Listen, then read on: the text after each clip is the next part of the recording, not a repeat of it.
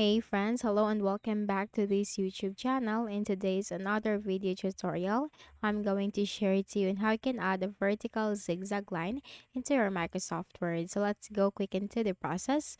First is we just need to open Microsoft Word. So go ahead in the Windows search bar and type Word. Click on it under the best match. Click on the blank document.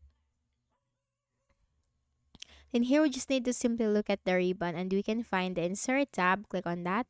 You'll find symbol. Click on this drop down arrow and click on more symbols. For the font, click on this drop down and then scroll up. Then you have to look for this one. SAGOEUI symbol. That's it. That's the spelling. Subset, click on this drop down arrow and look for miscellaneous. Okay. Miscellaneous mathematical. You have here A and you have here B. Click on B. And here you will find this one. Vertical zigzag line. So click on that and click on insert. And then close this.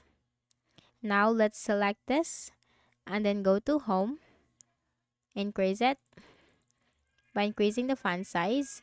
Depending on your requirement. You can also change the color from here. And that's it.